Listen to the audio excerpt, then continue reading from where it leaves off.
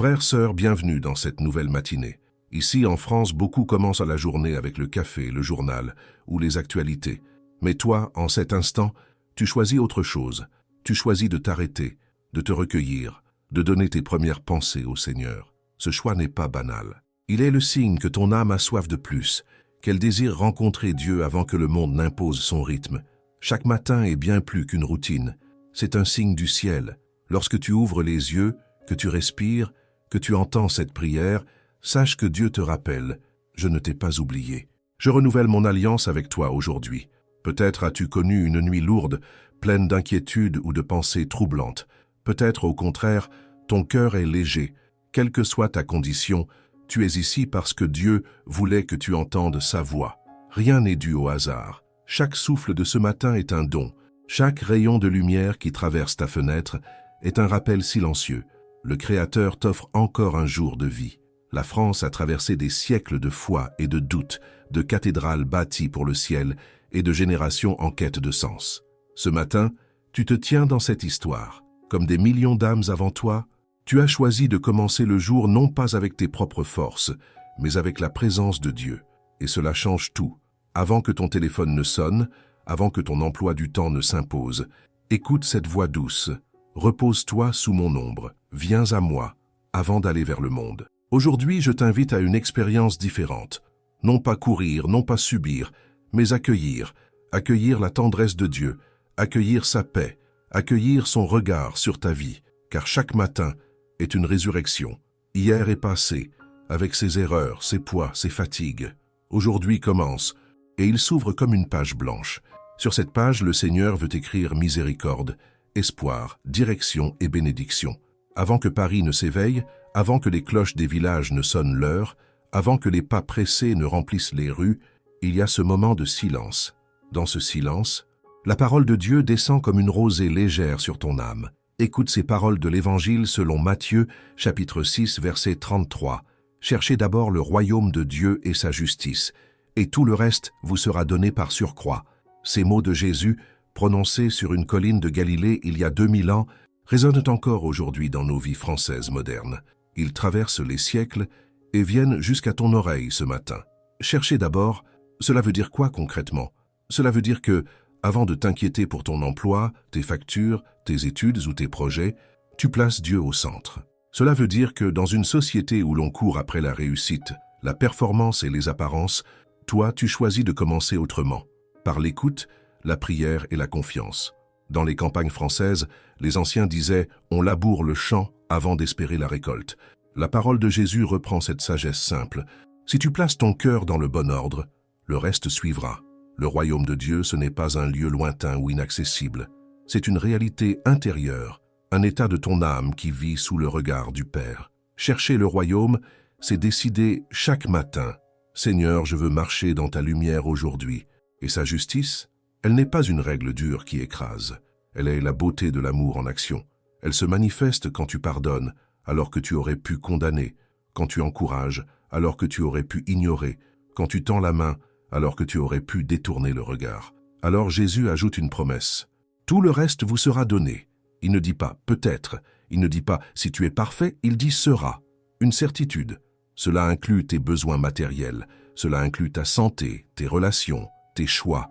Cela inclut ton avenir, même celui qui t'inquiète tant. Dieu ne promet pas de t'éviter chaque épreuve, mais il promet de t'accompagner et de pourvoir à ce qui est nécessaire. Ce matin, reçois cela comme une clé. Commence avec Dieu et le reste trouvera sa place. Ferme un instant tes yeux si tu le peux. Le monde peut attendre. Les tâches de la journée ne disparaissent pas, mais elles n'ont pas le droit de voler ce moment sacré. Ici et maintenant, c'est ton rendez-vous avec le Créateur. Il y a en nous des blessures invisibles, des souvenirs qui pèsent, des regrets qui nous alourdissent, des angoisses qui nous paralysent. Nous avançons parfois avec un sourire en façade, mais à l'intérieur nous sommes fatigués. Combien de fois t'es-tu dit « Je n'ai plus la force ». Dieu connaît tout cela. Rien n'échappe à son regard. Il voit tes larmes secrètes, celles que tu caches aux autres. Il entend tes soupirs silencieux, ceux que tu ne traduis pas en mots. Et loin de te juger, il t'accueille. Il ouvre ses bras comme un père accueille son enfant perdu et fatigué. La prière, ce n'est pas une formule apprise par cœur, ce n'est pas un discours bien construit. La vraie prière, c'est l'âme qui se livre telle qu'elle est. Tu peux venir avec tes doutes, tes colères, tes erreurs, tes manques. Tu n'as pas besoin de maquiller tes mots devant Dieu. Il n'attend pas ton éloquence, mais ton cœur. Alors laisse tomber les masques.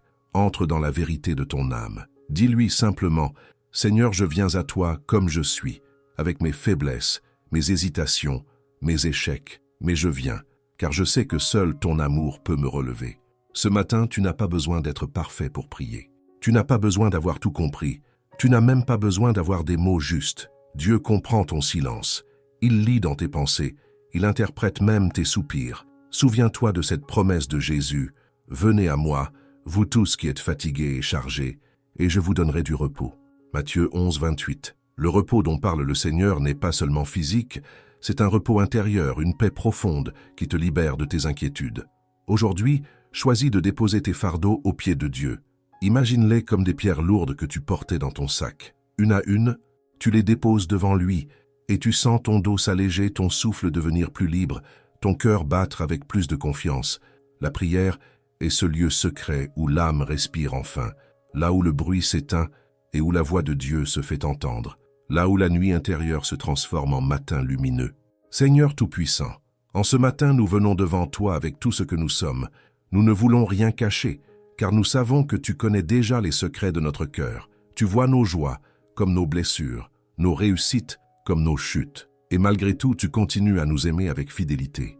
Aujourd'hui, nous t'apportons nos familles. Dans nos maisons, il y a parfois des silences lourds, des incompréhensions, des disputes. Seigneur, viens restaurer l'unité. Là où il y a de la colère, mets la réconciliation. Là où il y a des blessures anciennes, mets le pardon. Que chaque foyer de notre pays devienne un lieu de paix et non de guerre, un espace de lumière et non de tension. Nous t'apportons aussi nos corps et nos esprits. Combien parmi nous se lèvent avec la fatigue, la maladie, l'inquiétude?